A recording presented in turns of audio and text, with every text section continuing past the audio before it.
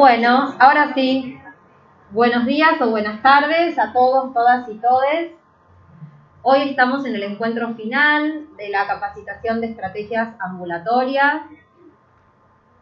En el día de hoy tenemos muchas presentaciones súper interesantes, así que agradecemos la participación de todos los invitados. El primer bloque del encuentro va a estar a cargo del Departamento de Salud Mental. El equipo de Arte y Salud nos va a regalar un poco de arte para todos y todas. Después vamos a seguir con las temáticas planteadas de los derechos que veníamos hablando, con ley de parto respetado y la ley de discapacidad.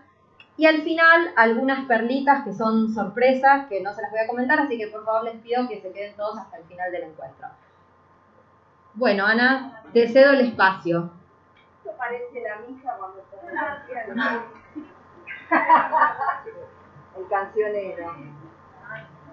¿Querés el micrófono para que te escuchen desde virtual? Porque sí. Chicas, si no, no van a escuchar. Más que nos van a tomar examen. Gracias. Che, ¿le damos vuelta a la cámara para que se vean allá? Sí. No, eso no. Muy bien.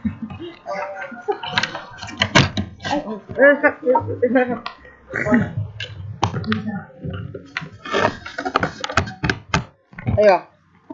Tranquila. Voy a cambiar todo. No, pero por algo vine igual. Son años de conocimiento.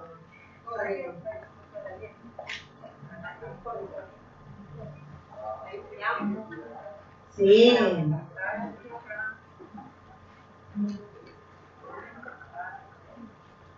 Bueno, nosotras somos el equipo de Arte y Salud, del Departamento de Salud Mental. Y la idea es, por ahí, hoy, preparar un poco la actitud, la postura corporal, para que revisemos, para que nos revisemos cómo estamos, cómo somos, cómo nos ponemos a la hora de trabajar. Que revisemos tensiones, que revisemos lugares del cuerpo en donde no nos sentimos cómodos, ¿sí? Entonces los invito a hacer una actividad chiquitita, pequeñita, que la pueden después replicar con sus equipos, en el lugar de trabajo. Y es una actividad que es para hacer así sentados, sobre todo cuando estamos en el laburo más de escritorio, que por ahí a veces es el que menos nos gusta, ¿sí? Los invito a repensar el cómo nos sentamos. Vamos a probarlo. Vamos a sentarnos con la cola bien atrás. Fíjense cómo ya empezamos a cambiar la postura, ¿sí? La cola bien atrás. Traten de apoyar bien la espalda en sus respaldos, los respaldos de los asientos. Y nos vamos a encontrar con el apoyo de los isquiones. Hagan esta maquita, así los encontramos. Todos los conocemos, pero la idea es esto, es vivenciarlo, es sentirlo. Los isquiones a mí me encantan porque es como nuestra maquita y es la que es la zona del cuerpo que nos permite apoyar todo el peso ahí, bajar los hombros, aflojar, conéctense desde las articulaciones para poder sentir la amortiguación que nos da la articulación. Que no significa un soltarse, un quedarse. Estoy presente, los isquiones soportan el peso y empiezo a conectarme con la respiración. Inspiro, vamos a hacerlo. Inspiro, exhalo, y esa entrada de aire no es tensionante, no es desde la gimnasia o la educación física o desde alguna técnica de danza o de natación. Es una respiración que nos va a ayudar a ser más conscientes de nuestra postura, de nuestra posición, de cómo nos ponemos todos los días para trabajar. ¿Sí? Y vayamos inspirando, llevando el aire a la parte baja del abdomen y exhalando. ¿Están haciendo? Háganlo. Testen cómo están los hombros, testen cómo está el cuello.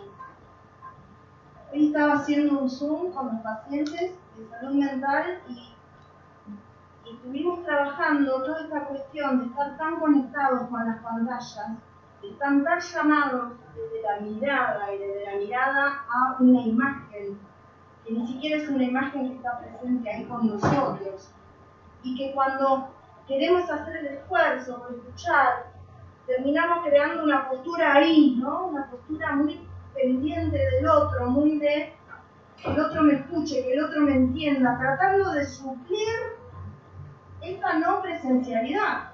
Y no va a pasar, no va a pasar, vamos a seguir desde la pantalla. Entonces, lo que hicimos fue esto, concentrarnos en esta posición y poder también conectarnos desde esas palabras que están sucediendo a través de la pantalla. Ya no estar todo el tiempo pendiente ahí, a ver si el otro, porque yo me acerque o me tensione más, me va a escuchar o me va a entender un poquito más. Las palabras que digamos, si van desde esta posición, si van desde esta quietud, desde esta tranquilidad, van a llegar y van a tocar el cuerpo. ¿Sí? Entonces les recomiendo eso, es un pequeño tip para cuando estamos adelante de las pantallas, de sentarnos sobre los isquiones, poner la cola bien atrás de la silla, empujar, que el peso caiga y que sostengan los isquiones y aflojar el cuello. Y permitirnos cerrar un poco los ojos también adelante de las pantallas para que sea la voz la que toque nuestro cuerpo. ¿Sí? Y con esta misma actitud tenemos ganas de cantar una canción entre todos. ¿Tienen ganas? Sí. Esa. Vamos, todos la conocemos. Después les vamos a pedir que cada uno elija una partecita de esa canción. ¿Vamos? Bueno, fuerte.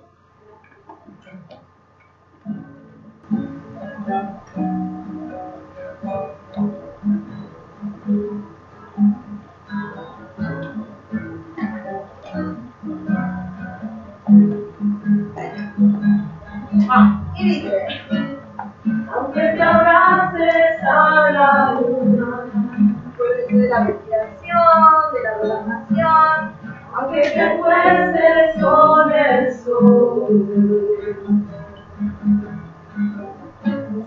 No hay más estrellas que las que ves brillar. Tendrá el cielo tu dolor. Vete sola en esta lluvia. No te entregues, no vas. Respiración. En estos tiempos. Para resistir la decepción. A ver si aplazamos los hombros y lo levantamos. Yo estoy con vos. Y aprovechen la respiración. Ya te falta tierra de corazón. Y no tenés la tierra en tu corazón. Acuérdense de esto. Si no vuelve cuando más necesito mirar y sale la voz profunda con el aire.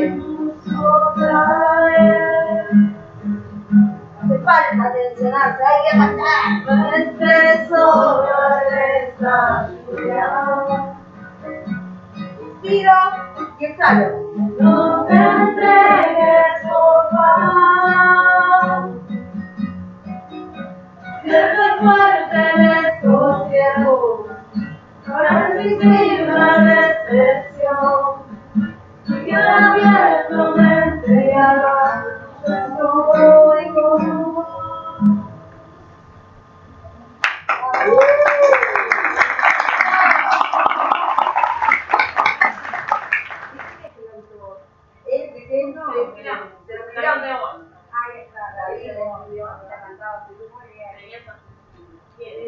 ¿Hicieron una partecita? Sí, Sí, A ver. yo estoy con vos. Qué lindo. ¿Qué más? Tener abierto de mente y nervios. No te entregues, por favor. Y se trate con la voz.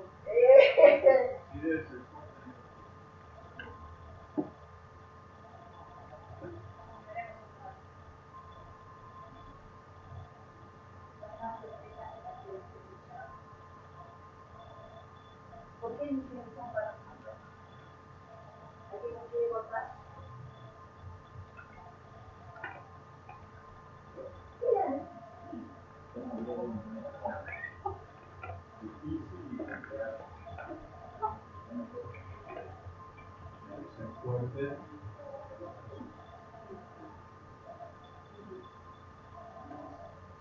Con la capacitación de recién se fuerte con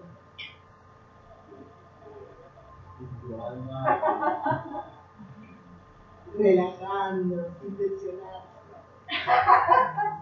¿Qué más? A ver. Tu partecita. Yo elegí la de quien te trate con amor, porque eso no como el amor, pero como amorosidad, como cariño, como caricia. Con los otros, pero con nosotros. ¿Qué más quiere contar? No hay las estrellas que las querés que brillar, ellas que las querés que brillar, depende un poco de eso, ¿no? Que nosotros, si no vemos, no permitimos el brillo de los demás, no vamos a ver. Sí. ¿Soles? Bueno, no te entregues, por favor. Para mí es la tenacidad, el seguir, el levantarnos todos los días, cambiarnos, venir a trabajar, saber que podemos dar y seguir siempre en un rumbo, digamos, ¿no? No entregarse. Bien. ¿Alguien más nos quiere contar? Bueno, gracias. Muchas gracias.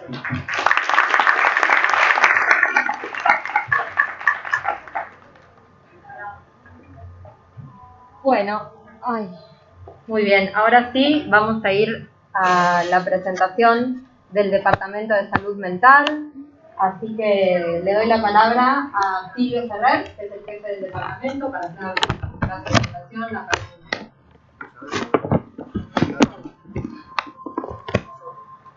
pregunta. Hola, buen día a todas, a todos, a todos. Mi nombre es Silvio. Nos invitaron a explicar la ley de salud mental, que es una ley, como todas las leyes que empiezan con el número 26.000. Si ustedes buscan, son leyes que salieron políticamente en una década donde se trató de dar derecho a muchas minorías sin derecho. Y una de ellas son los locos, que podemos ser cualquiera de nosotros. Antes de esta ley, lo cuento un poco así para después ir a la parte más técnica. No quiero dar la espalda a nadie.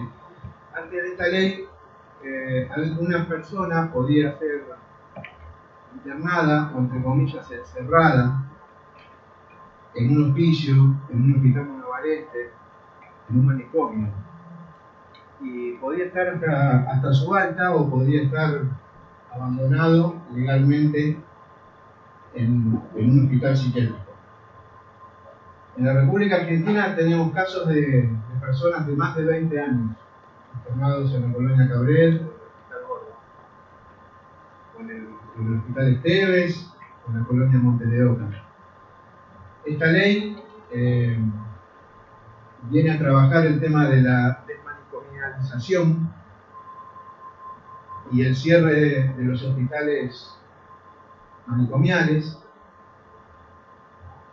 y que esos pacientes puedan ser tratados en su territorio, cerca de su casa, el que tenga casa, respetando su historia de vida, respetando su condición social, su condición cultural, y va a ser evaluado ya no solamente por el médico psiquiatra de turno que le toque, sino por un equipo multidisciplinario, donde los saberes se entrecruzan y podemos tener un eje psicológico, un eje psiquiátrico, un eje social, un eje cultural, como recién vivimos con el equipo de arte y salud. Fundamentalmente la ley, sancionada en el 2010 y puesta en funcionamiento, reglamentada en el 2013, porque esos 3 años entre el 2010 y el 2013 lo único que se intentó fue voltearla a la ley para que no salga. Tiene en contra un poco los laboratorios, tiene un poco en contra la hegemonía médica. Es una ley que permite que yo esté aquí parado dando esta charla porque habla en uno de sus artículos que otras profesiones dentro de la carrera médica hospitalaria podemos concursar lugares de gestión y llevarlos adelante con una mirada más amplia. Y por todas esas cosas es una ley que siempre tuvo como cierta resistencia. Entonces yo se los cuento porque como este curso es para que recibamos a los pacientes y sepamos legalmente dónde estamos parados cuando los abordamos, sepamos que hay una ley que los cubre, que dice que todo paciente, toda persona con padecimiento mental debe ser atendida en un hospital general, ya no en un monovalente, en un hospital general, y no puede ser rechazado, ¿sí? Tiene el mismo valor que cualquier otro paciente. Seguramente hace un poco más de ruido que otros pacientes, y eso a veces trae ciertas discordancias o ciertas molestias a otros servicios que también están trabajando con seriedad, con otras cuestiones de tranquilidad o de silencio, y por ahí entró un paciente de salud mental y bueno, alborotó la sala, alborotó el hospital, alborotó seguridad. Suelen no ser muy prolijos para elegir la hora de los brotes y los ataques, y por ahí puede pasar a la tarde, a la noche, estamos descansando, ¿sí? Y bueno, ustedes saben cómo es en los pueblos, supongo que hay gente de todos lados y mal que mal alguno viajó. En el fondo del pueblo siempre está el cementerio de un lado y del otro lado el loquero, ¿no? Acá está en el 7º piso, si hubiera 8 estaba en el 8. Pero eso es la cultura hegemónica que trató siempre a la salud mental desde un lugar puramente psiquiátrico. Y hoy está demostrado que si nosotros no respetamos fundamentalmente la historia de vida de esa persona, su lugar de residencia, su familia, su trabajo, y no le damos un marco legal, como es esta ley, por la que siento un profundo orgullo, ese paciente queda a la buena de Dios. Esta ley tiene sobre el final de más de 30 artículos, nosotros vamos a ver algunos nada más, yo explicaré 4 o 5 y el compañero Rodolfo, el doctor Jiménez, otro tanto. Tiene un artículo que no se cumple, que es que el 10% del presupuesto en salud todos los años debe ir a la salud mental. Al no cumplirse eso, hay 2 efectores que no existen hoy, que son las casas de medio camino y son las internaciones en hospitales generales, no como el Hospital Posadas, que es un hospital con un presupuesto propio, sino con todos los hospitales que nos rodean alrededor y que deben estar cerca de sus casas.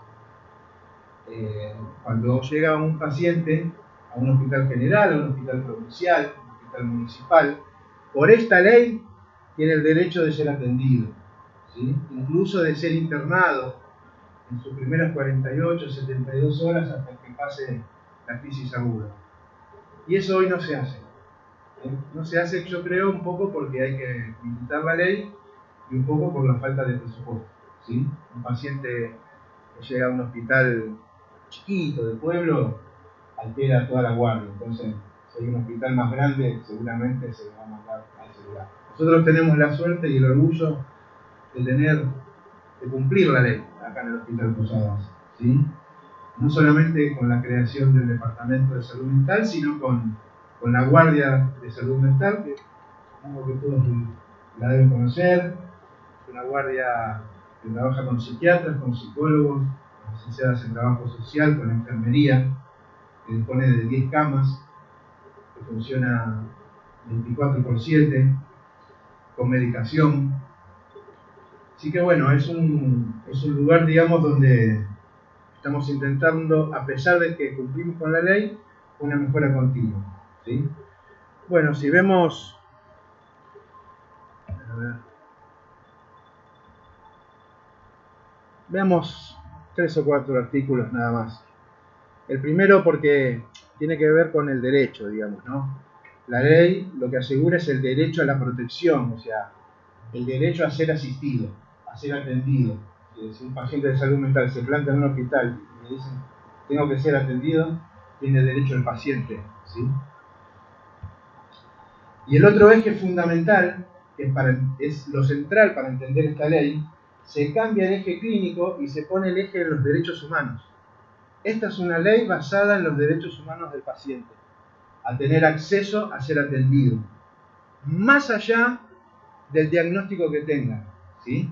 No se le puede decir a un paciente, lo que vos tenés es muy grave, tenés que ir a un hospital de alta complejidad.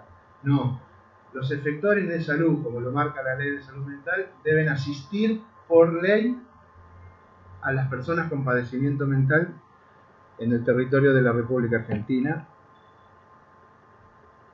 en su totalidad, ¿no? Así que eso, para que lo tengan en cuenta, es una ley. Lo más importante de la ley es el eje en los derechos humanos y no en cuestiones clínicas, la formación de equipos interdisciplinarios y el reaseguro de la internación. Porque esta ley tiene fama de que con esta ley no se internan los pacientes. Ahora vamos a ver. Esto es lo que les expliqué antes, ¿ven?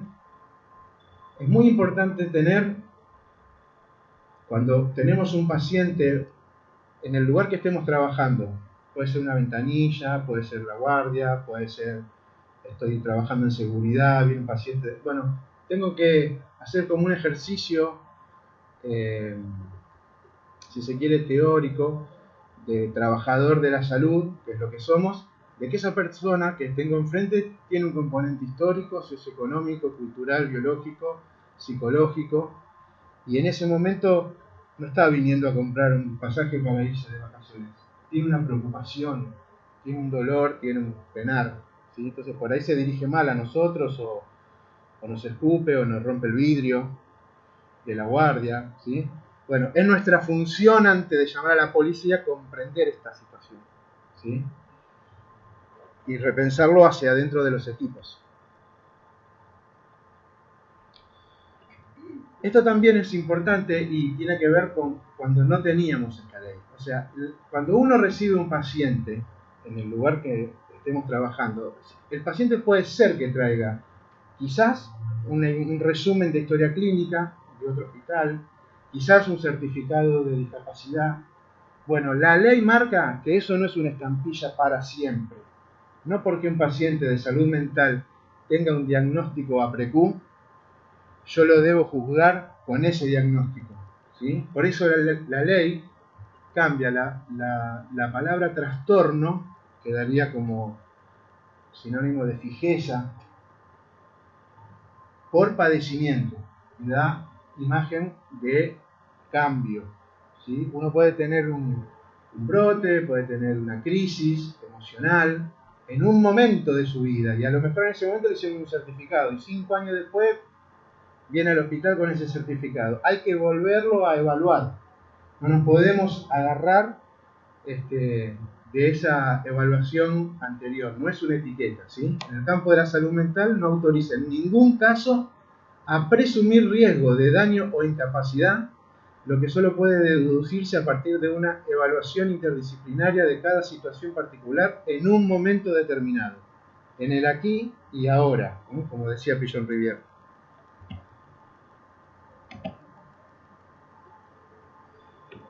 Dos artículos más y le doy la palabra a mi compañero. Esto es lo que yo les comenté. El artículo 8 es fundamental en la ley. La verdad, no solamente para los pacientes es el artículo 8, sino es para los trabajadores de la salud. Este es el artículo que nos permite legalmente crear equipos interdisciplinarios, ¿sí? Hay que tener una ley que diga esto, ¿no? Porque siempre es general como jarabe de pico, trabajemos en forma interdisciplinaria. Nosotros tenemos una ley que lo dice.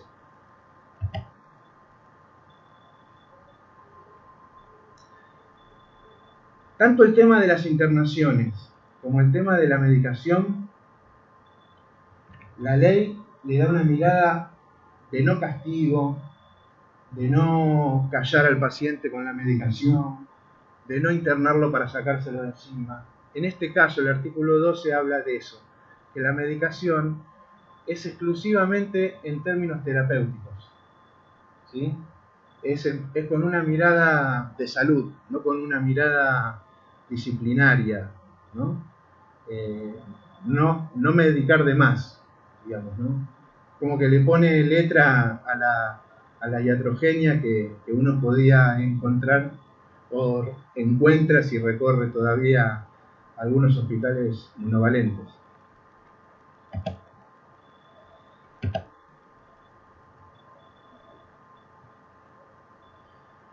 Bueno, de mi parte 2 artículos más. El 13 también lo muestro porque lo dice claramente, los profesionales con título de grado están en igualdad de condiciones para ocupar los cargos de conducción y gestión de los servicios y las instituciones. Esto es muy importante porque hoy les dije que era una ley que daba legalidad y derechos a las minorías, no solamente a los pacientes, sino también a nosotros los trabajadores, ¿sí? Nos inscribe legalmente en la posibilidad de concursar cargos, ¿sí?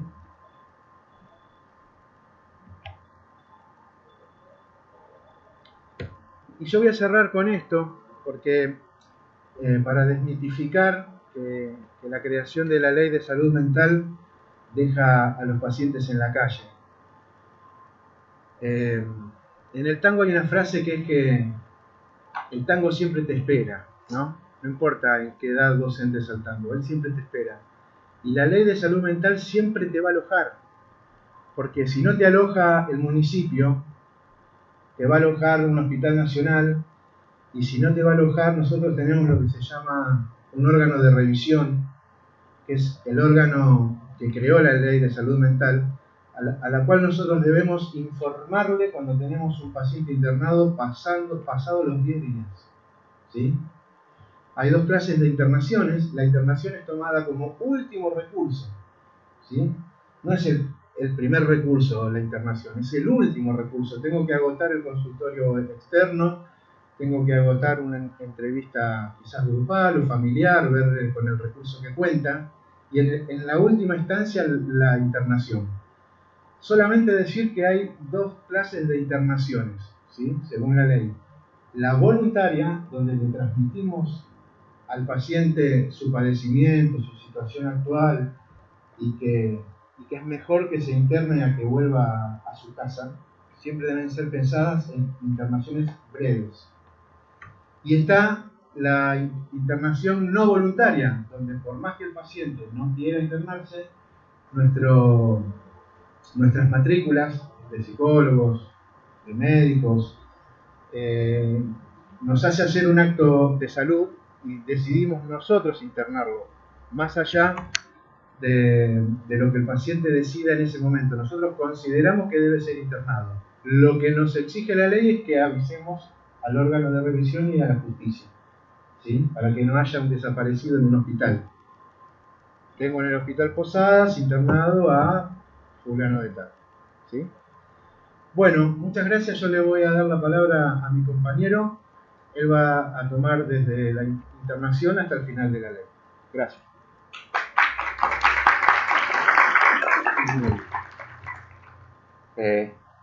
Buenos días a todos, agradecer por su presencia. Gracias, Silvia. Yo voy a continuar hablando sobre la internación, ¿sí? Más que todo vamos a resaltar el espíritu de la ley, no sobre aspectos técnicos directamente, para que sea más atractivo y y poder dar al final nuestro punto de vista. ¿Sí? Yo soy psiquiatra del hospital, también he estado en la guardia, actualmente estoy en adicciones, me he formado con la ley de salud mental y con la interdisciplina, así que hablar de esto para mí es satisfactorio. ¿Sí? Bueno, para poder entender un poco sobre las internaciones, vamos a revisar un poco de historia, ¿sí? De cómo se consideraba a un paciente antes y cómo se considera un paciente ahora. Vamos a ver las etapas del enfoque legal. Nació con un concepto de demencia. Se consideraba a cada paciente que tenía una patología mental en ese tiempo que era un demente. O sea, no había una especificidad de decir qué patología tenía porque también se desconocía en ese tiempo. ¿Sí? Nació con el Código Civil argentino en 1869, ¿sí? Por Vélez Sarsfield. Aún se mantienen los conceptos de lo que es considerado un paciente. ¿Sí? Hay que resaltar esta parte que es: la demencia es la expresión genérica que designa todas las variedades de locura. ¿Sí? Eso se instituyó en el artículo 482 en el antiguo Código Civil. La ley de salud mental actual genera cambios en el Código Civil, siempre respetando al paciente y poniéndolo como un sujeto de derecho en esta situación. Estos son trayectos de toda la historia, cómo fue cambiando la forma de ver al paciente. ¿Sí? Y aquí, en esta parte, en 1968, entra otra consideración. Fuera de considerar a un paciente con una patología mental, se considera dentro de la salud mental a alcoholistas crónicos o en ese momento llamados toxicómanos. Va cambiando en la historia. Van habiendo otras modificaciones. Empieza a haber una judicialización de una internación. Esto quiere decir que el poder en ese momento lo tenía un juez y un médico oficial. O sea, no había una designación de un equipo interdisciplinario para poder determinar una internación. Entonces, los lugares de internación monovalentes estaban llenos de pacientes que no se definía una patología o que eran toxicómanos llamados en ese momento. Todas estas personas que están dentro del artículo 144 en ese tiempo podían denunciar a un mal llamado demente para que pueda ser internado. Dentro de eso están el esposo, la esposa, los parientes, el Ministerio de Menores y demás. No había la intervención de un equipo en salud que tenga el conocimiento para poder efectuar esta internación, y lo decidía un juez mediante este artículo. Ese artículo se modifica por el equipo interdisciplinario en la ley actual. Como pueden ver acá, existe una judicialización de la internación. Y estos son todos los artículos que se modifican con la ley actual de salud mental. El más importante es el artículo 482. No podrá ser privado de su libertad personal el declarado incapaz por causa de enfermedad mental o adicciones, salvo en casos de riesgo cierto e inminente para sí o para terceros, quien deberá ser debidamente evaluado por un equipo interdisciplinario en el servicio asistencial con posterior aprobación y control judicial. Esto es muy importante. A nosotros nos permite internar un paciente de forma voluntaria o involuntaria a partir de esta frase: riesgo cierto e inminente para sí o para terceros. Y ahora la evaluación es interdisciplinaria, no está dada la evaluación por la denuncia de un tercero y por la disposición de un juez. Ahora hay un equipo que evalúa si este paciente tiene que ser internado en forma voluntaria o involuntaria, según el estado en que se encuentra. A ver, pasando netamente a los artículos 14 y 15, la internación es considerada como un recurso terapéutico de carácter restrictivo y solo puede llevarse a cabo cuando aporte mayores beneficios terapéuticos que el resto de las internaciones realizables en su entorno familiar. O sea, como lo decía, el licenciado Ferrer, la internación tiene que ser más beneficiosa al paciente que no. Tiene que ser el último recurso terapéutico.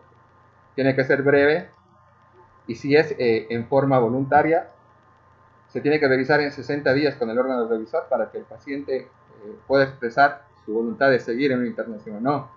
Porque se ve que muchos pacientes se quedan en las instituciones porque no tienen dónde ir, o tienen familia o un lugar donde poder continuar su tratamiento. Es básicamente estos artículos hablan de eso. ¿Sí? Vamos a pasar los artículos y vamos a ver los más importantes. ¿Sí?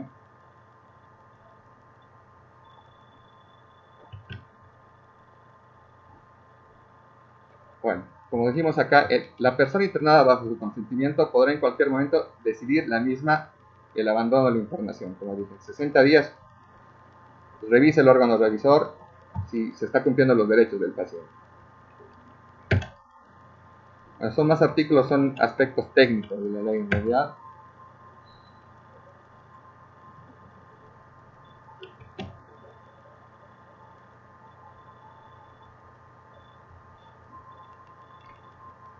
Como la ley tiene ese espíritu de proteger al paciente y lo ve como un sujeto de derecho en este momento, el artículo 22 dice: la persona internada involuntariamente o su representante legal tienen derecho a designar un abogado.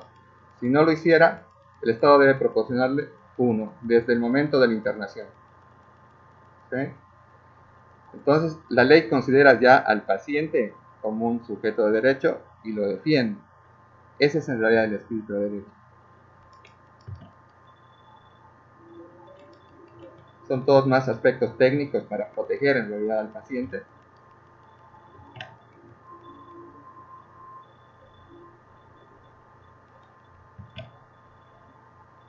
Bueno, son más aspectos técnicos.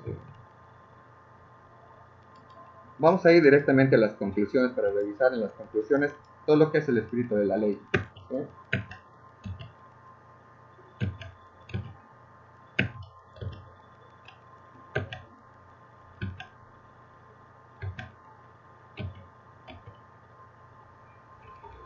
Bueno, sí.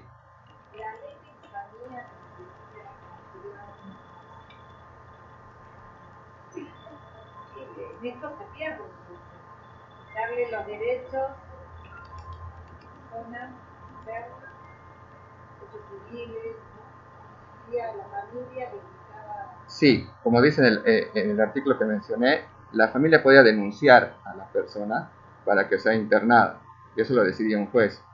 Sí, ahora se hace la denuncia ante el juez y el juez hace que se evalúe en forma interdisciplinaria, pone tipo interdisciplinario, y si se fijara una discapacidad, no es total, sino la discapacidad se va revisando periódicamente. O sea, no pierde los derechos el paciente. No hay una revisión periódica para poder determinar si continúa con esa discapacidad o no. ¿Sí? Entonces no es fija la discapacidad, sino se puede decir que es dinámica transitoria en algunos casos. Bueno, vamos a ver las conclusiones. Dentro de eso podemos decir que hay un viraje del modelo de atención y de internación en la nueva ley, en la ley de salud mental, que no es nuevo, en la actual ley. ¿Sí? El artículo 9 jerarquiza las modalidades de abordaje.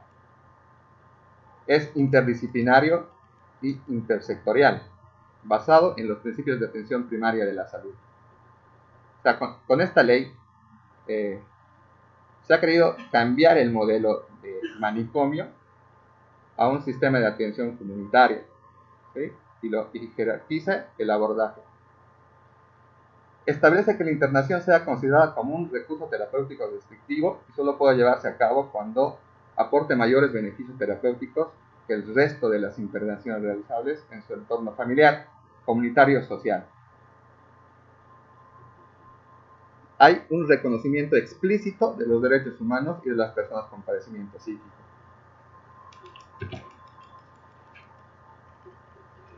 Hay un reconocimiento de derechos, ¿sí? El derecho a conocer y preservar su identidad, sus grupos de pertenencia, su genealogía y su historia.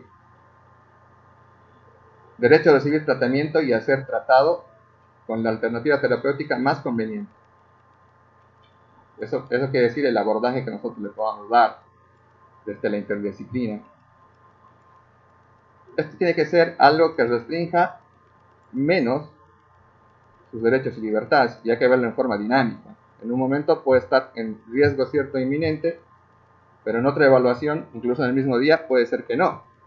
Entonces vuelve a recuperar sus derechos y puede decidir el irse o no de una internación, ¿sí? Derecho a recibir o rechazar asistencia o auxilio espiritual o religioso. El paciente puede decidir sobre sus convicciones, sobre sus creencias y demás. Derecho al consentimiento informado. Cuando ingresa un paciente a la guardia en una situación de riesgo cierto e inminente, el paciente queda a decisión de la evaluación interdisciplinaria interna. Pero cuando recupera esa capacidad de poder decidir, tiene que poder dar consentimiento sobre su internación. Hay que proporcionarle el consentimiento informado para que él lo pueda, digamos, de alguna manera aceptar. Y en caso de que la internación fuera involuntaria o voluntaria o prolongada, ¿sí? Derecho a que sus condiciones sean supervisadas periódicamente por un órgano de revisión. El órgano de revisión está compuesto por varias instituciones, varias personas, son múltiples disciplinas, van revisando prácticamente los derechos del paciente internado, si se está cumpliendo la ley y si se están dando las condiciones para que el paciente pueda de alguna manera tratarse o recuperarse fuera de una internación o en la internación. Entonces decimos, con esta ley actual hay un cambio de paradigma en realidad. Antes se creía a un paciente demente y de hecho ya se lo creía peligroso. Actualmente no existe una figura de peligrosidad, sino hay un viraje a la capacidad, porque se ve el enfoque en este momento dinámico. El paciente puede ser peligroso para sí o para terceros en un momento, pero eso no le quita la capacidad, porque en otro momento esa figura puede cambiar y el paciente puede decidir. De la exclusión a la inclusión. Se excluía a estos pacientes y se los sacaba de la sociedad, ahora se los incluye. El espíritu de la ley es tratarlos en forma comunitaria. Desde el enfoque tutelar hacia el enfoque de derecho. Vuelve acá la figura que el paciente tiene derechos y esta ley los respalda. Entonces, hay un viraje de la peligrosidad al riesgo. Volver a aclarar esta parte que es el riesgo cierto e inminente para sí o para tercero. Está en el artículo 482 del Código Civil. Toda la internación, voluntaria o involuntaria, se basa en este artículo. Si hay riesgo cierto para sí o para terceros, el paciente se interna en forma involuntaria. Si el paciente decide internarse voluntariamente, se revisa si se pueden dar las mejores condiciones para que pueda cumplir con una internación. Si hay mejores opciones en ese momento, se las brinda. Por ejemplo, respondiendo un poco a tu pregunta en esta parte, ahora un diagnóstico no justifica por sí mismo una internación. O sea, si un paciente viene con una discapacidad o ya con un diagnóstico establecido, no solamente por el diagnóstico, por decir que es un psicótico, va a tener una figura de peligrosidad, ¿sí? Pero sí se considera el riesgo cierto e inminente.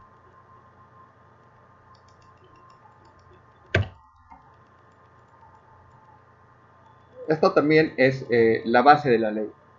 Exige que la evaluación sea realizada con las firmas de 2 profesionales de distintas disciplinas, uno de los cuales al menos debe ser psicólogo o psiquiatra.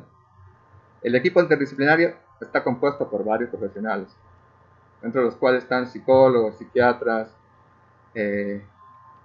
algunas otras licenciaturas, enfermería y demás. Entonces es una decisión multidisciplinaria. Eso nos ayuda mucho a no cometer errores en la actualidad, porque En el pasado era una decisión vertical, o sea, venía desde un médico a un juez y la internación. Ahora se hace una revisión para no cometer errores de internación.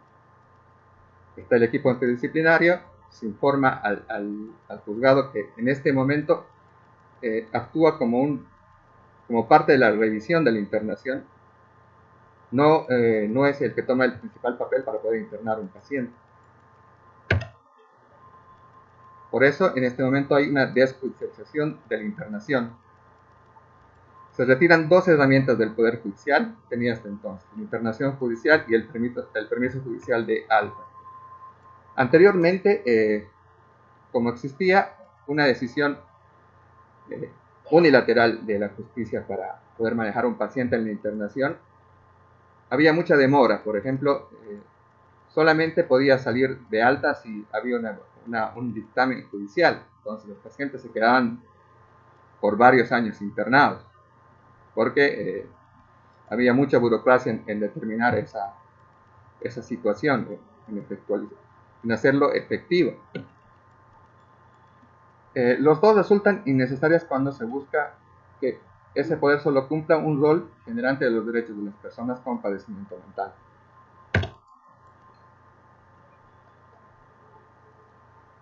Desde el mediados del 2012, la integración de los campos de las adicciones y la salud mental, pensada en la perspectiva de abordaje de la salud de forma integral e integrada, ¿sí?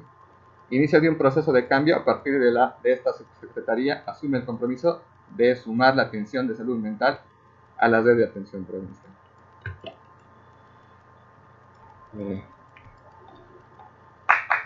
Gracias.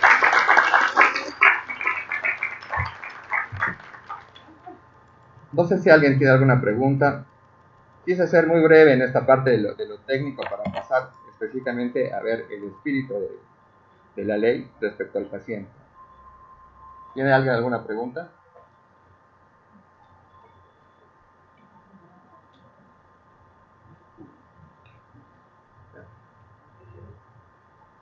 Bueno, ahora le vamos a dar la bienvenida a María, que viene a hablar de derechos y discapacidad. Ella es parte de la Junta Evaluadora del CUD, que funciona acá en la institución.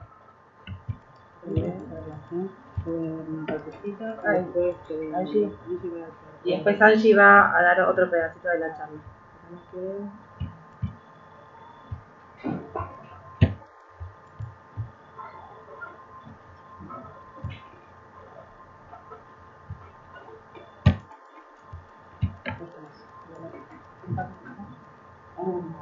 No, gente. Me crecí. Claro. Ya estoy sorda, perdón, Bueno, yo soy María Rodríguez, soy terapista ocupacional, soy parte de la Junta Evaluadora de Discapacidad, y lo que les vengo a mostrar es un recorrido de lo que es la discapacidad al principio, para después terminar en lo que es la certificación de la discapacidad, que es lo más importante, que creo que en este hospital es lo más importante que tendríamos que saber, ¿no? Y en todas las charlas lo que yo estuve escuchando es la palabra derechos, y acá vamos a escuchar otro tipo de cosas, porque lo que vamos a encontrar es la palabra persona. Si ustedes leen ahí lo que nos dice Silvia Coriat, che, ayúdame una cosa, porque yo soy muy mala para esto, ¿qué es lo que tengo que tocar? Dale. Y aparte soy bastante informal. Así. Ahí, muy bien. ¿Ahora dejo esto? Sí. Bien, esto lo que nos está queriendo decir es que cuando hablamos de discapacidad siempre lo que vamos a poner es el pobrecito o el gran hazaño, o lo metemos en un closet y no lo mostramos, o directamente es una gran persona que hizo una gran cosa, pero nunca lo podemos empezar a ver. No sé nada, ¿eh? No, fue Sole, que por suerte es la que dirige todo, pero Mateo es No hace nada, Sol. cortó el Zoom y todo. No hace nada. Todo.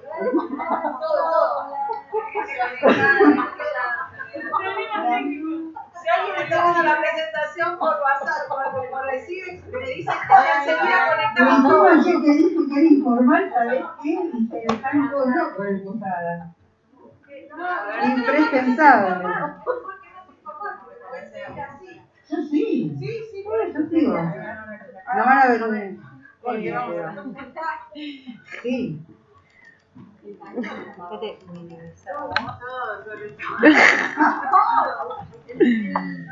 No es que sí. Sí, yo aparte al principio Mirá que cuando me aviso. llego, Capacitación inicial. No, pero está iniciada, tendría que estar iniciada, ¿no? y ahora yo vengo, claro, con los derechos al embole Cable único. no debiera cortarse. El embole único. Tendría que estar prendida. Sí. ¿Entendés lo que te digo? Sí, ¿y prende el cañón? Esperá porque no te va a dejar prender porque se tiene que enfriar la cosa. ¿Ves? Ellos están acá. Tenemos urgencia. Sí.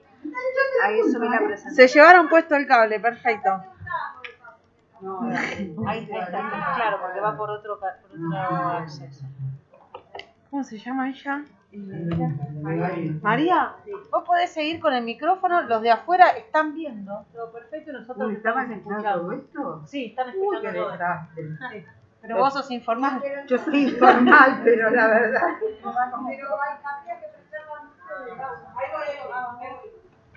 ¿Y pero que no van a dar ninguna presentación? Ellos de afuera sí, de acá no. Hasta que empezamos todo de vuelta se empieza la... Bueno, entonces me van a hacer leer. Bueno, entonces me porto bien. Espera. Ah, bien, bien. Sí, ¿cómo se pasa esto acá? Acá está. Bueno, entonces, ustedes leyeron la frase de Coriat. Coriat pertenece a la asociación Ready. Y les voy a leer otra frase que dice: matamos seres deformes y ahogamos a aquellos niños que nacen enfermizos, débiles y deformados. No actuamos así por ira o enfado, sino guiándonos por los principios del raciocinio. Separamos lo defectuoso de lo saludable. Un horror, pero esto era de un filósofo romano, de Julio Séneca, en el siglo IV a 65 a.C. Es decir, que hace 2000 años, yo igualmente esto siempre lo pienso, si nosotros ahora está bien, ahora es medio problemático decirlo con el tema de la ley del aborto y todo lo demás, pero los genéticos que se sacaban antes de la ley y que decía, yo quiero saber si el chico viene sanito, estamos igual, así que no cambiamos tanto, seamos un poco más honestos, ¿no? Y le había puesto una filmina de cómo eran percibidas las personas con discapacidad a través de todo el tiempo, a través de los siglos, que eran infrahumanas, poseedoras de dones y compensaciones especiales, malvadas, dignas de piedad y caridad, objetos de falto creativo. Y a ver, ahora, ¿las vemos a las personas con discapacidad? Yo cuando era chica juro que no estaban, no existían, estaban escondidas. Ahora, están un poco más visibles, pero no están tanto, ¿no? Me parece. Quiero que me ayuden entre todos, como para ir pensándolo. Bien. Y en la historia de la evolución del concepto de la construcción de lo que es discapacidad, teníamos en el siglo V de Aristóteles, eso que yo les decía de donde todos aquí... Qué difícil que es arquearse. Puede sacárselo usted. ¿Te lo puedo sacar? Sí, por favor. Porque es informal. Para seguir favoreciendo. Claro, por favor. Espera que se calide. Si nosotros vemos, teníamos desde Séneca, que estaba diciendo que los matábamos, nos acordamos de los espartanos, ¿sí? Cuando estábamos estudiando la historia, que los tiraban a los chicos, todos y todo lo demás, en la historia, bueno. Después vino el cristianismo, y en el cristianismo lo que fue el objeto de la beneficencia, de la mendicidad, de poder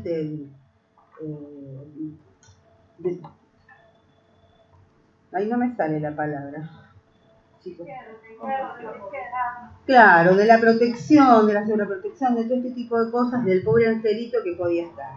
Hasta que llegó la guerra, y en la guerra con el modelo médico llegó a poder estar el modelo rehabilitador, donde se inserta, y es directamente la medicina la que trae a esta persona a darle otro tipo de identidad.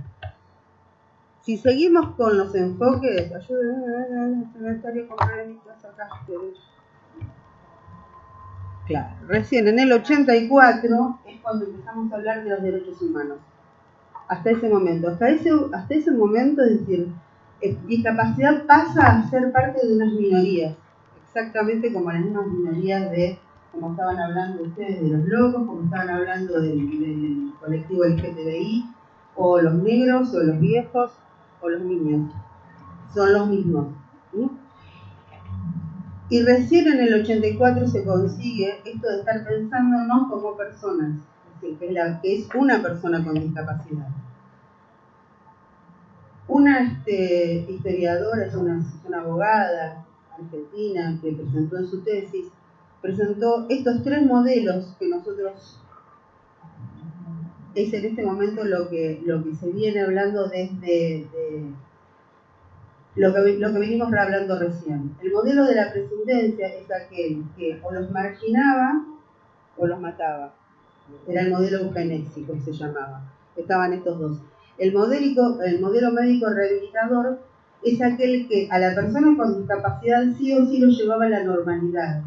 Es decir, había que hacer ejercicios, se crearon en ese momento las escuelas especiales, todos los trabajos protegidos, pero todo eso estaba directamente dirigido a que no una persona tenía que ver o la aceptábamos tal cual es, sino que lo que teníamos que hacer era normalizar a esa persona y que esa persona alcanzara ese estándar de esta persona normal que seríamos nosotros con él.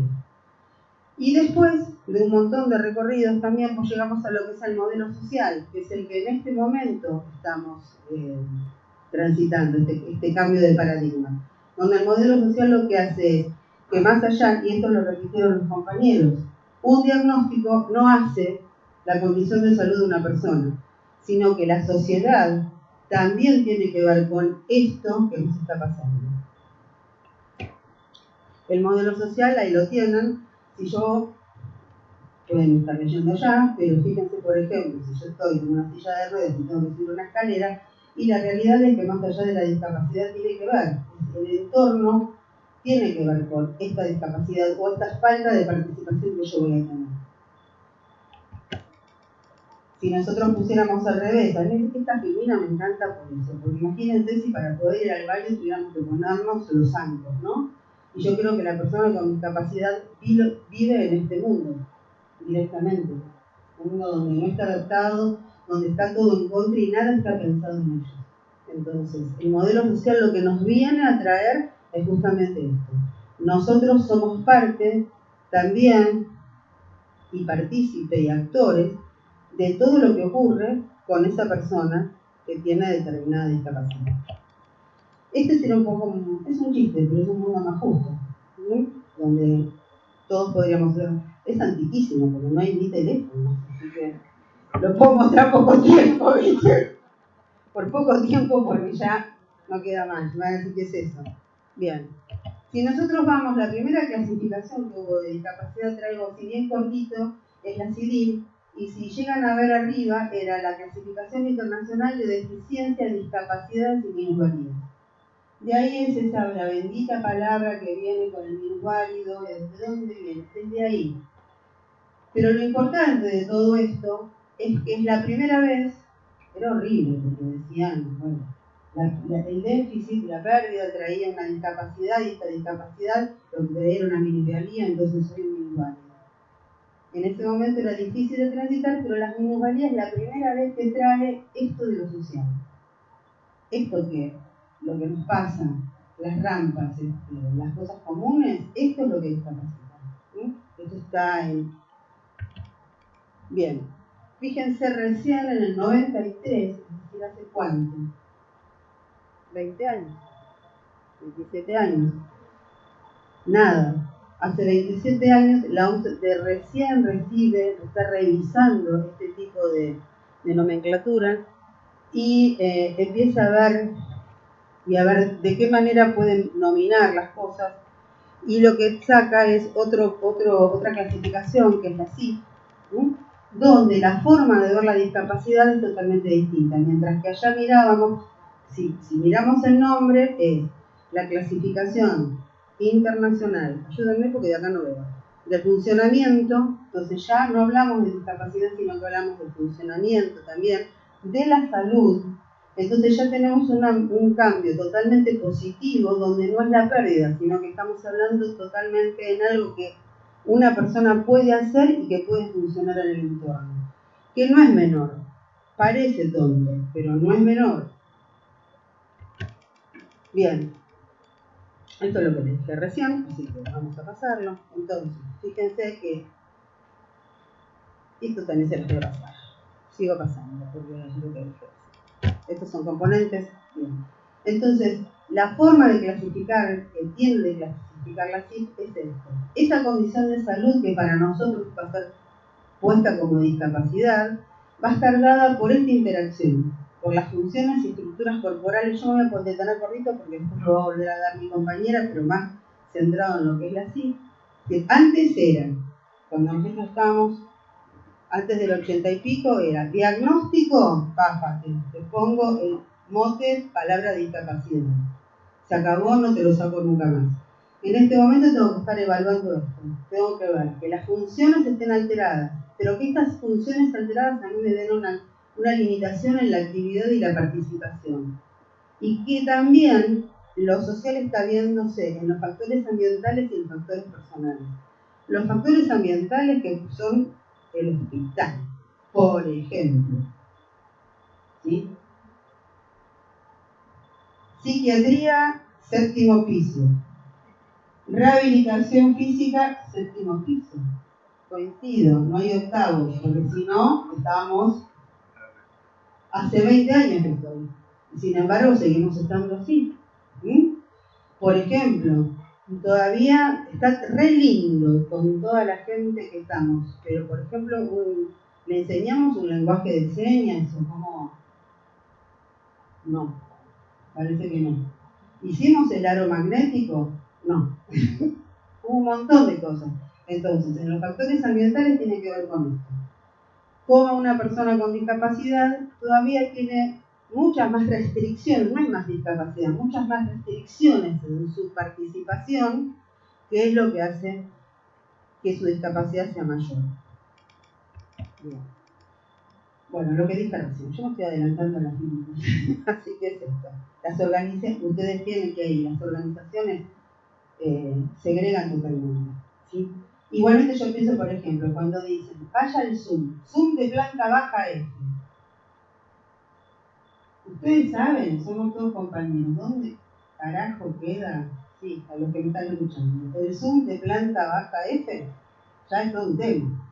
Bueno, imagínense a cualquier persona que viene para sacar el certificado de discapacidad que encuentre el Zoom de planta baja F. Si lo encuentran, yo siempre digo que son gladiadores, ¿no? Sí, no. Entonces, hagámonos cargo de este tipo de cosas. Bueno, todos estos movimientos que llegaron y cómo fueron luchando, tiene que ver con el movimiento con estos de las luchas de los movimientos de los derechos humanos y de las minorías, y justamente del movimiento de vida independiente de nada de nosotros y nosotros. Esto tiene que ver que nosotros, los normales, somos los que normalizamos y los que decimos cómo tienen que actuar y qué tienen que hacer las personas con discapacidad. Y a partir de ese momento la cosa cambió y se dijo no. Las personas con discapacidad lo que dijeron es justamente nada de nosotros y nosotros como un lema, y a partir de ahí la historia cambió. Y llegamos, ahí tienen por ejemplo justamente con las minorías, en la 7ª marcha de la diversidad funcional. Otra de las cosas que se dicen es que las personas con discapacidad también hay una gran pelea entre los colectivos. Lo que se dicen es personas con discapacidad, y si discapacidad también sigue siendo una palabra negativa, entonces son diversidad funcional, pero eso es una cuestión más semántica. Si nos ponemos a hablar de todo eso no terminamos, pero el tema es este. Tampoco viene del colectivo mayor, sino que viene desde las minorías que vienen luchando. ¿Sí?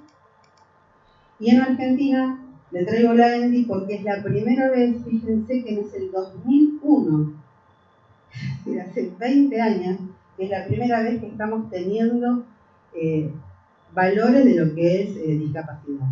La primera vez que se preguntó sobre discapacidad es el primer censo que hizo Sarmiento, que preguntó por si en la familia había tarados. ¿Sí? Y el tarado significaba es decir, los locos no estaban considerados, los rengos menos, solamente lo que tiene que ver con el retraso madurativo. Nada más, el retraso mental. Y después de ahí saltamos al 2001. Bueno, estos serían los instrumentos. Yo les voy a dejar el power. Claro, ahí había otro power. Pero bueno, ahí les dejo después el power. Y sale lo que es la convención. ¿Sí? Que en este momento es lo que nos rige la Convención Internacional de las Personas. Bueno, vamos a pelear. La convención es la ley que nos rige, es supraconstitucional, entonces nosotros tenemos que estar respetando esta ley justamente. ¿Sí? Argentina la firmó en toda su extensión, cuenta justamente con el preámbulo, los 50. Y fíjense una cosa que a mí me pone loca, porque es del 9 al 30 de lo que ahora son derechos. Es decir, ¿era necesario que tengamos que hacer una convención justamente para que tengamos el derecho de la igualdad ante la ley, el derecho a la no discriminación, el derecho a la participación y sobre todo el derecho a ser llamados personas?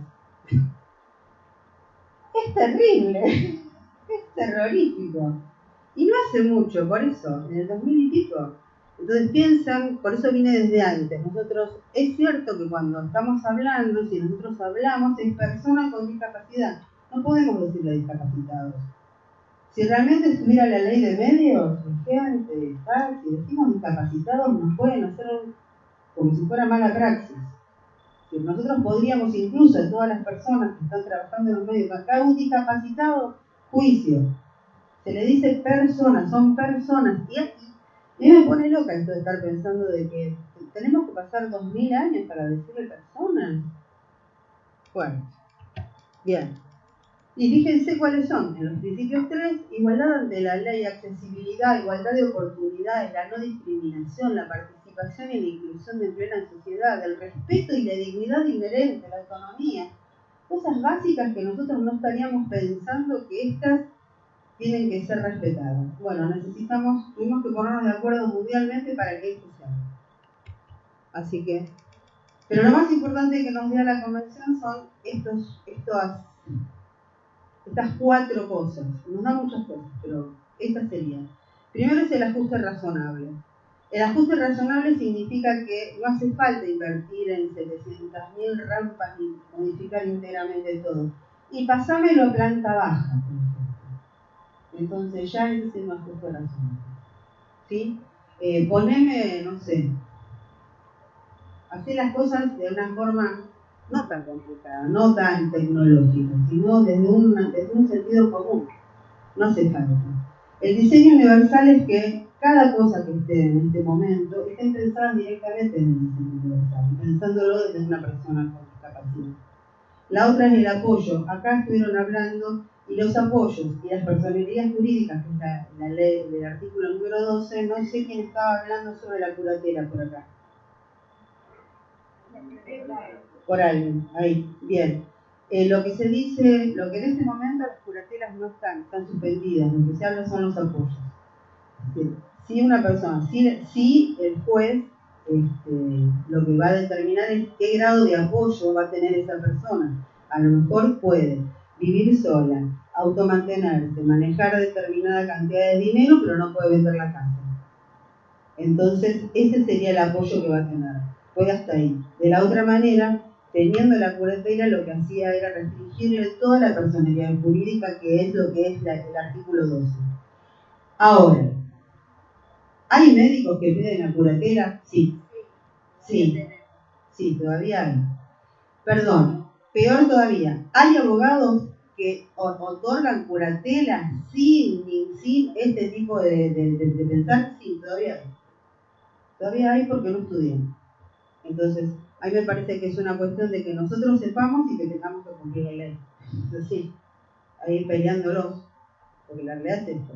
Yo me comí 3 años de curso de la convención y después terminamos diciéndonos que los abogados, los jueces no saben. Bueno, me parece que somos nosotros responsables como gente del Estado de decir esto.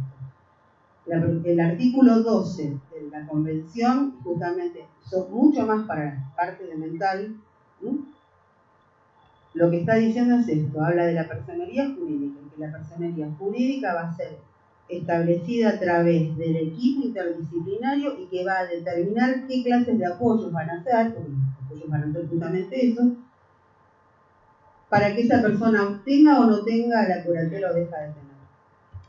Bien, en nuestro país, esta es la ley que tenemos, la 22.431, que salió en el año 81, es en la dictadura, creo que lo único bueno que hicieron, que por lo menos, sí, antes no teníamos, pero piensen igual, en el 81, es decir, ¿hace cuánto?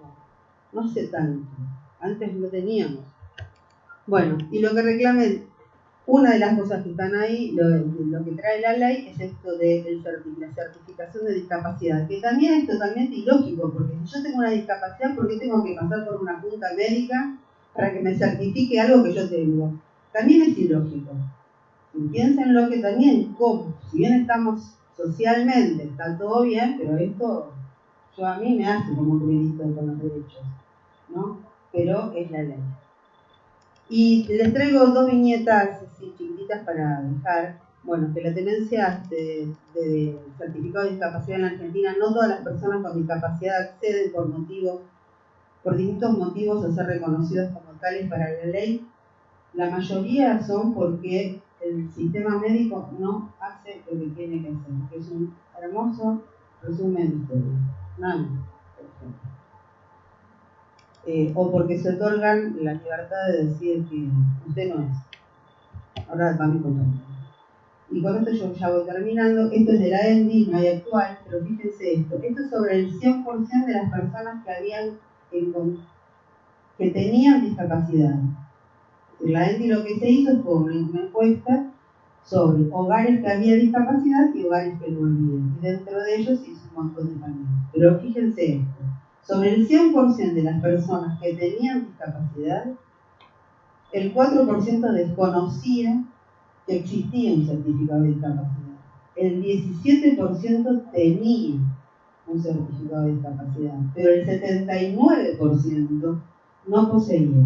Quiere decir que tenemos todavía, no tendremos el 70, tendremos el 50. Bueno. Eso está hablando del no otorgamiento de derechos. Y creo que no hay más. Bueno, con el certificado de discapacidad las personas son reconocidas por la ley y adquieren derechos que tienen por objeto facilitar la integración social. Y ahora viene mi compañera que les va a hablar de y es más formal que yo. Ahí hay una consulta, mientras voy abriendo esto. Los certificados se vencen, ahora va a hablar de todo certificado, va a hablar mi compañera y va a decir por qué se vencen. ¿Qué no es que se vencen? No es que se den un tiempo, sino que se renuevan. Pero justamente porque es la nueva visión de lo que es discapacidad. Porque esa interacción que después va a hablar ella va cambiando. Y a métodos, aquí estoy hablando y después vamos a matar. Pero lo bueno que tiene el CUD es que al vencerse, tenés una base de datos actualizada de lo que es discapacidad. Hola, buenos días. Bueno, se los voy a hacer bastante breve.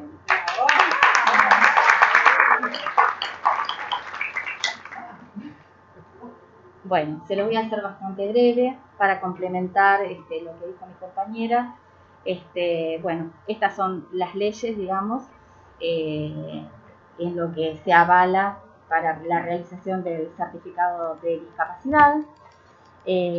Según la Convención sobre los Derechos de las Personas con Discapacidad de Naciones Unidas de 2006, establece que las personas con discapacidad son aquellas que presentan deficiencias físicas, mentales, intelectuales o sensoriales a largo plazo, que al interactuar con diversas barreras pueden impedir su participación plena y efectiva en la sociedad en igualdad de condiciones con los demás.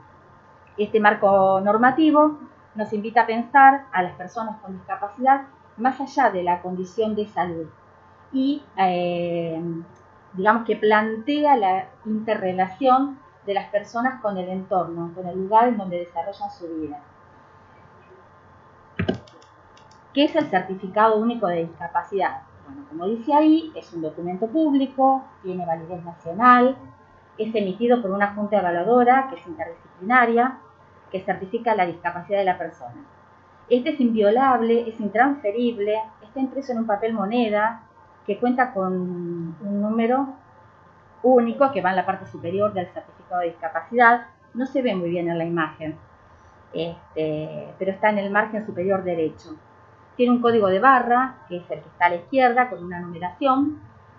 ¿Qué más dice? Bueno, que es gratuito, que es voluntario, está regulado por ANDIS. ANDIS es la Agencia Nacional de Discapacidad. Me traje un anotador como para algo importante, como para comentarles de que este formato y estas características que trae el certificado de discapacidad permite que con ese código de barras que trae una numeración, si se quiere hacer una consulta pública, podemos determinar si ese certificado está bien emitido o si es falso. Además, en la parte superior también trae los datos de la persona, nombre, apellido, número de DNI, WILOQUIT. ¿Cómo se certifica? Es un acto jurídico, es administrativo, ¿sí? En donde se valora el perfil de funcionamiento de la persona. ¿Qué se utiliza para valorar ese perfil de funcionamiento? El certificado médico hecho por un especialista de la patología que se va a evaluar. Bueno, se me mezclan cosas para decirlo, pero lo quiero hacer como más breve. La entrevista que hace la Junta Evaluadora, que es muy importante, y para hacer el protocolo de evaluación se utilizan dos herramientas, que es dos herramientas de la Organización Mundial de la Salud, que es la CIE-10, la clasificación estadística de enfermedades y problemas relacionados con la salud, y la CIF, de la cual hablaba recién María, que es una clasificación internacional del funcionamiento de la discapacidad y de la salud. Es una herramienta muy linda la CIF, porque permite hacer muchísimas cosas. No solamente se utiliza para el certificado de discapacidad, se puede hacer trabajos científicos, aporta muchísimos datos, es muy útil para políticas públicas, para prevención, políticas públicas de prevención en realidad, para disminuir factores de riesgo en embarazo, en infancia, en aspectos relacionados con las enfermedades y también por los factores externos. El proceso de certificación de discapacidad no se realiza por el diagnóstico de la persona que viene a ser evaluada. En realidad, el diagnóstico de la persona a evaluar, esa condición de salud, es la puerta de entrada para la realización del certificado de discapacidad, porque a partir de allí se evalúa el perfil de funcionamiento de la persona. Por eso decimos, bueno, el segundo punto. Después que la Junta Evaluadora determina si existe o no una discapacidad, teniendo en cuenta los parámetros, voy a sacar esto porque me ahoga, teniendo en cuenta los parámetros que están establecidos en la normativa para la certificación de discapacidad, y que no es permanente, y que porque el funcionamiento de las personas justamente es dinámico. A veces se otorga un certificado de discapacidad y quizás cuando se vence y viene nuevamente a sacar el certificado de discapacidad no encuadre dentro de la normativa, ¿sí? Quizás porque esa persona evolucionó muy bien, mejoró, disminuyó los apoyos y tiene mayor autonomía. Cuesta que entiendan, pero bueno, no encuadra en la normativa. Bueno, estas son las normativas que les comentaba recién, que están publicadas en el boletín oficial, que son de acceso público, que están en constante revisión, y las normativas, hay normativas para discapacidad motora, mental, visceral, visual y auditiva. La Junta Evaluadora es interdisciplinaria, ¿sí? Esto permite un enfoque biopsicosocial. La Junta Evaluadora está integrada por 3 personas. Un médico, en este caso yo soy la médica de la Junta Evaluadora, y otros 2 profesionales que pueden ser un fonoaudiólogo, un terapista ocupacional, una psicóloga, una psicopedagoga. Para esta evaluación, como dije antes, se utiliza la familia internacional de clasificaciones de la OMS, ¿sí? La CIE-10 y la CIF. Por intermedio de la CIE-10 determinamos la condición de salud con códigos y con la CIF el perfil de funcionamiento. Todo esto basado en los parámetros de las normativas que recién les mostré de discapacidad, que son 5, ¿sí? Y esta normativa marca las líneas de corte para cada patología.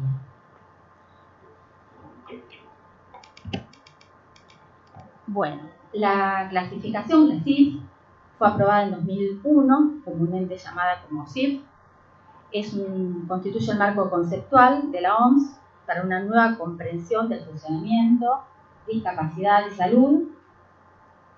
Hecho importante es que la CIF pone el acento más en la salud y el funcionamiento que en la discapacidad. Es lo que hacía referencia recién mi compañera, ¿no es cierto? Que funcionamiento está relacionado a las funciones corporales, a las actividades, a la participación, y que la discapacidad es lo relativo a las deficiencias, limitaciones, restricciones en actividad, en participación. Este cuadro es lindo porque muestra que la CIF se basa en un modelo integral de funcionamiento en donde ustedes ven ahí funciones y estructuras corporales, actividades, participación. La CIF tiene componentes. Estos componentes son fundamentales. El primero de ellos, funciones y estructuras corporales, lo que hace es evaluar las funciones fisiológicas, psicológicas del paciente, y cualquier deficiencia o alteración es lo que me va a determinar la deficiencia, ¿sí? En cuanto a las actividades, la ejecución de las tareas individuales de las personas, cualquier limitación en la realización de esas actividades, estamos hablando de limitaciones. Y en respecto a la participación, hace referencia a el desenvolvimiento, digamos, en las tareas sociales. Y cualquier problema en esa área me habla de las restricciones. Sobre todo esto influyen los factores contextuales, que son los factores ambientales y personales, ¿sí? ¿Qué requisitos necesito para tramitar el certificado único de discapacidad? Bueno, es lo que dice ahí, es muy básico, el DNI en original y fotocopia, CUIL, carnet de la obra social si la tuviera, si tramita renovación, el certificado vencido, el certificado médico original, que esto para nosotros es fundamental y siempre acá es donde se nos atrasa el trámite del certificado de discapacidad, porque necesitamos que cuente con diagnóstico, secuela, limitaciones funcionales. Si tiene una ACV, necesito que me digan, no solamente que tiene una ACV, sino que necesito que me digan si tiene incontinencia esfinteriana, si tiene una disfagia, una afasia, porque justamente eso es lo que me va a permitir evaluar el perfil de funcionamiento del paciente. Si tiene una afasia, porque tiene 2 millones de alteraciones con una afasia, nos ha pasado de tener un paciente que solo tenía afasia y estaba totalmente limitado en las actividades, en la participación de la vida diaria. Y bueno, venía de otra junta en la cual, como era diabético, le habían dado para que interconsultara al nefrólogo, al diabetólogo, al cirujano vascular, y no tenía ninguna alteración. Entonces, en resúmenes, entonces estuvo polulando con un montón de especialistas solo para que le hicieran el certificado. Y también es un gasto de tiempo, ¿no?, para el profesional que tiene que hacer un resumen. Los estudios complementarios, informes y partida de nacimiento de los niños, curatela, que no nos gusta, pero si lo tuviera, lo tiene que traer, y los apoyos designados judicialmente. Planillas específicas no hay para todas las patologías, pero sí lo hay para las que ven ahí: artritis reumatoidea, epilepsia, mentales intelectuales, visual, renal, miastenia, esclerosis múltiple, desarrollo obturativo, cardiovascular y columna. Los derechos a los que puede acceder, obviamente, y que son muy importantes para nosotros, es salud en todos los aspectos, las obras sociales, medicinas prepagas, programas de incluir salud, PAMI, en absolutamente todos. Y ven ahí ustedes que dice que están obligados a cumplir con el 100% de las prestaciones, pero siempre teniendo en cuenta la patología por la cual certificó discapacidad. Si certifica discapacidad motora, no le va a cubrir quizás para su patología cardíaca, respiratoria o lo que fuera, ¿no? Bueno, ¿qué hacer en caso de no conseguir esa cobertura? Si tiene obra social, a la Superintendencia de Servicios de Salud para efectuar el reclamo, y si tiene obra social, si no tiene obra social, a Defensor del Pueblo. También accede a educación. Tienen derecho a estudiar en escuelas comunes y a recibir los apoyos que sean necesarios, ¿sí? Como por ejemplo docentes de apoyo para la integración o acompañantes terapéuticos, entre otros tantos. Asignaciones familiares, ayuda escolar anual por hijo con discapacidad, asignación familiar por hijo o por cónyuge con discapacidad. Después hay otros como transporte. Con respecto al transporte, nosotros tenemos la opción de poner si el paciente requiere acompañante. Que nosotros pongamos que requiere acompañante en el certificado no implica que sí o sí ese paciente tiene que viajar con acompañante, porque antes pasaba que el chofer de colectivo, si decía acompañante, no nos dejaban subir solo. Eso es una decisión del titular del CUD. Lo decide él. ¿Por qué? En base a cómo se sienta ese día, ¿sí? Porque puede tener una R que tiene sus articulaciones muy inflamadas ese día y necesita más apoyo, y otro día está mejor y no lo requiere. Bueno, los demás que leen, permiso de estacionamientos, exhibición de peajes, transmisión de tarifa social, la exhibición total de la tarifa de luz cuando hay una condición electrodependiente, postulación para el empleo en la administración pública, que debe haber una proporción no inferior al 4% en la totalidad del personal. Eso es muy importante. El símbolo internacional de acceso, que es totalmente digital y se hace mediante un código de respuesta rápida que incluye los datos que ven ahí. Y por último, cuando la Junta evalúa a una persona y no encuadra dentro de lo que digamos en el perfil de funcionamiento entraría una persona con discapacidad, la Junta está obligada a realizar una denegatoria en la cual explica por qué se deniega el certificado de discapacidad. Esa persona durante 6 meses no puede presentarse a otra Junta, habiendo una denegatoria de por medio, ¿sí? Después sí, puede presentarse, y si le dijeran que no, incluso puede pedir una reconsideración. Nosotros acá no damos prácticamente denegatorias. Trabajamos los martes y hacemos demanda espontánea, que nos llena de gente. Ahora no tanto, pero sigue habiendo gente. En realidad los vamos guiando, nos cuentan el problema y los vamos guiando en lo que necesitan. Creo que no tengo nada más. Seguramente me olvidé de contarles algunas, pero sé que me están apurando y quería resumirlo de la manera más acotada. Bueno, muchas gracias.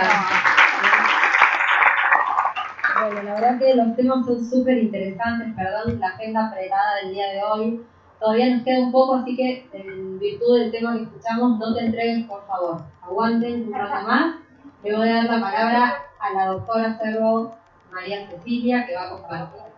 Nos quedó pendiente hablar de la ley de IBE y de parto respetado, que queríamos, pero bueno, no daban los tiempos, así que vamos a darle la palabra a Ceci, que va a tocar un poco este tema.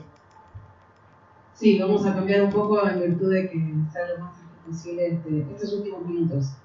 Actualmente en el hospital me toca el desafío de llevar adelante un espacio dentro de la Dirección General de Asistencia Médica, que estamos todos, orientado a los procesos asistenciales y a la calidad de asistencia. Y eso, si yo pusiera calidad en salud en el Google, me va a salir una cantidad determinada de tableros de indicadores que tienen que ver con la calidad asumida desde la perspectiva de la estrategia de la gestión, en la herramienta de la mejora continua, en base a indicadores cuantitativos que nos indiquen si tenemos pocas infecciones hospitalarias o no, si el tiempo de demora de la espera de los pacientes es el adecuado, si el tiempo que transcurre desde que un paciente tiene la indicación quirúrgica y se opera efectivamente es más o menos el esperable respecto de otras organizaciones. Sin embargo, es cierto que el concepto de calidad que uno tome siempre va a estar marcado por el contexto, y no es menor que nosotros estemos parados en una organización de salud perteneciente al Estado Nacional. Es decir, nos tendríamos que hacer la pregunta respecto de qué es la calidad para una organización del Estado Nacional orientada a salud. En ese sentido, la definición de calidad no está marcada por aquello que nosotros convengamos, digamos, podemos leer en los libros de salud, sino que está marcada en la calidad del Estado Nacional. Pero ¿quién dice qué es la calidad en el Estado Nacional? Entonces, para eso existe el Ministerio de Gestión Pública o Empleo Público, lo que se llama Planificación Estratégica, que dice que la calidad en el Estado es acceso, equidad y justicia social. Entonces, es decir que para el hospital, en el marco de la Dirección General de Asistencia Médica, la calidad es acceso, equidad y justicia social. Entonces, en ese sentido, mucho de lo que hoy hablamos tiene que ver con las políticas públicas que van a estar marcadas en parte por los indicadores sanitarios, en este caso en nuestro país, de que muere la gente con mayor frecuencia, de enfermedad crónica no transmisible o aquellas enfermedades prevenibles como las enfermedades de transmisión sexual que determinan la muerte o la discapacidad de personas que pudiésemos nosotros prevenir. Y también está marcada por la agenda pública de la ciudadanía. Los y las ciudadanos dicen que necesitan respecto de las organizaciones del Estado. Mucho de lo que hablamos hoy tiene que ver con este marco normativo que condiciona las prestaciones sanitarias. Este marco normativo de las 26.000, empezando por la 25.929, que es la ley de parto respetado. O sea, son leyes que cambian nuestra forma de hacer. Cambian la forma de hacer organizaciones de salud, todas las que pertenecen al prepago, a las prepagas, las que pertenecen a obras sociales, y también, por supuesto, aquellas que somos Estado, y sobre todo aquellas que somos Estado Nacional. Entonces, el mayor de los desafíos es entender cómo adaptamos una organización de salud del Estado Nacional a este nuevo marco normativo vigente. Y ahí se define un poco la calidad del hospital, no únicamente tomando aquellos indicadores de gestión cuanti que podríamos acceder en cualquier bibliografía. En este sentido, entonces, para repasar, la Cámara de Diputados o las cámaras legislativas, lo marco ahí con el cursor en la pantalla, digamos, hacen una ley, en este caso ley de parto respetado, y le dicen al ministerio correspondiente, implemente. Si es una ley correspondiente a salud, se la va a asignar al Ministerio de Salud. Si es una ley correspondiente a educación, se la va a asignar al Ministerio de Educación. Tanto la ley de discapacidad, como la ley de salud mental, como la ley de IBE, como la ley de parto respetado, son leyes correspondientes a la ejecución del Ministerio de Salud de la Nación. Entonces, el Ministerio de Salud de la Nación implementa programas como es Hospital Amigo de la Madre y el Niño, Maternidad Segura y Centrada en la Familia, que serían programas que facilitan la implementación de esa ley, que muchas veces nos encontró en la calle a cada uno y una de nosotros, pero que después cuando estamos acá nos cuesta decodificar. Entonces, en definitiva, si bien el Ministerio pone algún programa, es cierto que donde se juega el destino de los y las ciudadanos es en el lugar en donde esa ley se hace realidad. En este caso, en los hospitales. Entonces, ¿qué significa que se haga realidad, por ejemplo, la ley de parto respetado?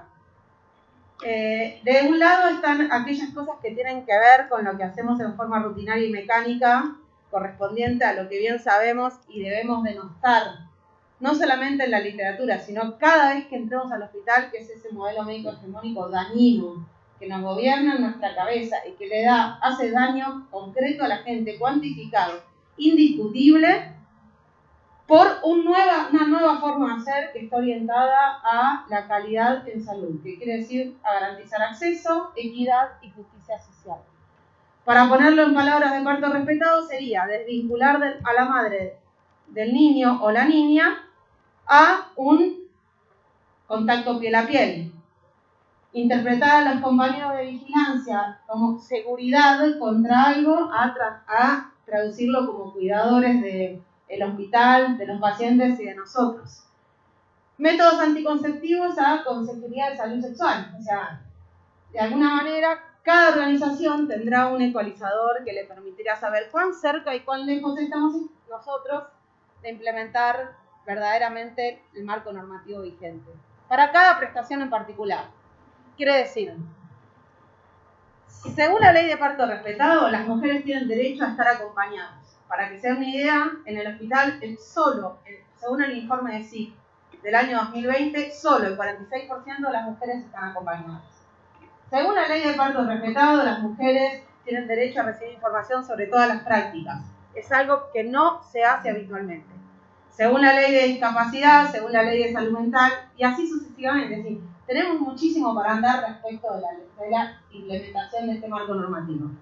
¿Cuánto nos falta para dejar de ser un hospital pensado bajo la pauta del modelo médico hegemónico, para pasar a ser un hospital garante de derechos, igual calidad, y en esto me animo a decir algo político? Si sos más de derecha, le vas a decir calidad, y si sos más de izquierda, le vas a decir derechos. Decirle como quieras, o sea, porque estamos en una organización del Estado. Para nosotros, más o menos es así. Si tomásemos algunos marcos normativos de los vigentes más importantes, tomando como diversidad, salud sexual y reproductiva, parto respetado, salud mental, derechos del paciente, fertilización asistida, protección del derecho de los niños y niñas y lactancia materna, si tomamos cómo empezó esta gestión respecto a la implementación de este marco normativo, solo con que lo vean, sin que yo haga, porque no nos alcanza el tiempo, un detalle de cada una de estas leyes, el color que más predomina es el rojo. O sea, para poder desarrollar procesos de implementación hace falta equipos interdisciplinarios, insumos permanentes, información sistematizada, proceso de trabajo escrito que todos comprendamos lo mismo, herramientas de comunicación, identificación de las violencias que se vulneran cuando no se implementa el marco normativo. Así empezamos y así estábamos en enero del 2021. Ya un poco mejor, solamente y gracias a todos los que están trabajando para reconocer este nuevo marco normativo como vigente. No tiene un dueño este logro. Esto lo hacemos entre todos, los que defendemos los derechos y los que agarramos las leyes como horizonte, ¿no? Sin ponerla, si se quiere, la sociedad científica como valor. Es decir, nosotros somos un Estado, una organización del Estado nacional. Nuestro horizonte son los derechos y tenemos que trabajar para poder implementar ese marco normativo vigente todos los días, aunque no signifique eso solo una cirugía de altísima complejidad. La implementación de marco normativo vigente con la inmensidad que tiene el hospital, este hospital no la tiene absolutamente nadie, porque si sos una maternidad sarda, vas a tomar algo de salud sexual y reproductiva y algo de parto respetado. Si sos un lugar de monovalente de niños, vas a agarrar niños y niñas. Pero nosotros tenemos el desafío que abarcamos todos los momentos de la vida. Y estamos haciendo un ejercicio de implementación, de transformación de práctica que es inaudito y muy difícil de medir.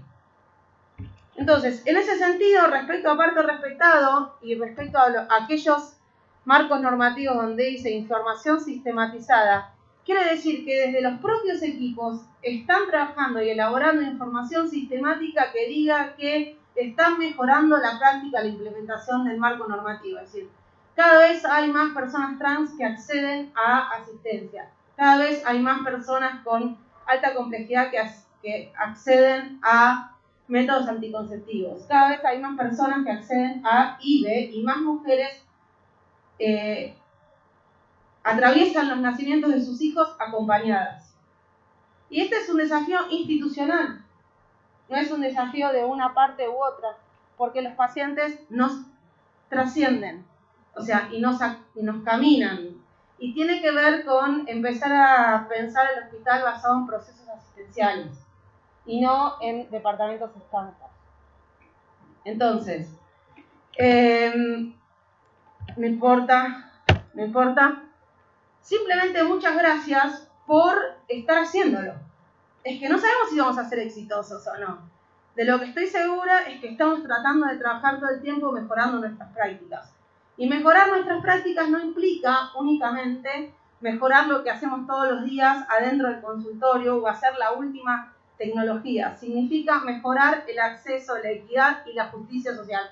Porque trabajamos en un hospital que pertenece al Estado Nacional. Y todo el resto es chapa.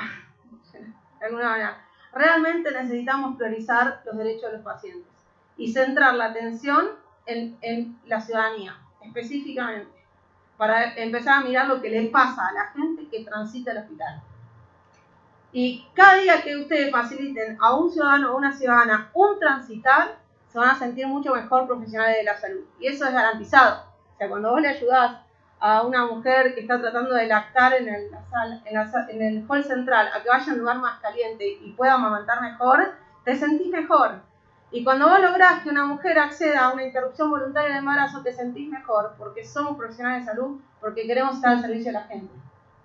Entonces, en definitiva, el desafío es favorecer la implementación de todo este marco normativo, para lo cual, lamentablemente, hay que conocerlo. Y esto implica leer cada tanto algunas de esas leyes que en lo cotidiano nos pegan de costado, o porque nos toca atender a una embarazada, o una persona con discapacidad, o una persona con diversidad, para saber cómo lo tengo que llamar o cómo la tengo que llamar, o dónde se va a internar, para poder saber cuál es lo que dice la ley que como profesional de salud le tengo que garantizar. Y después opinamos. Cuando eso, ya está. Muchas gracias.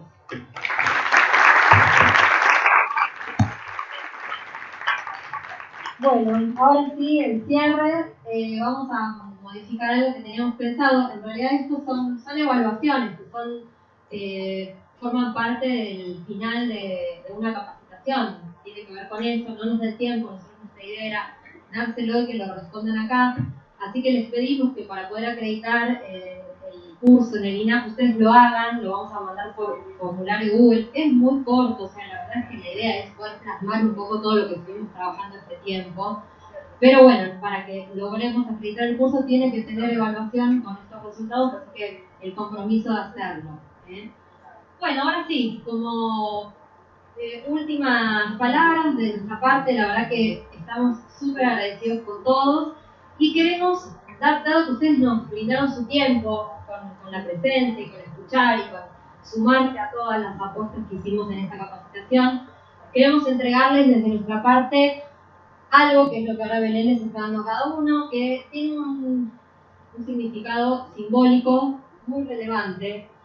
Es un lápiz, pero en realidad, ya que hablamos de historia hoy en algunos momentos de las charlas que se dieron de los distintos temas, bueno, el hospital tiene una historia, todos los procesos tienen historia, la charla de recién fue historia, entonces vamos a empezar cada día a escribir una historia nueva. Así que esto va a aportar a que podamos nosotros iniciar en esa trayectoria de trabajo dentro del hospital. Y además es un lápiz que cuando se termina se puede plantar en la tierra y es se va a dar una planta, ¿no? Como para que nos quede y que quede. El objetivo es esto de la transformación y la trascendencia, ¿no? Que tan importante es cómo nosotros como parte de los equipos nos podemos transformar, podemos cambiar, y también la trascendencia que debiésemos tratar de tener. Así que muchas gracias a todos, todas y todos, y bueno, nos estamos viendo prontamente.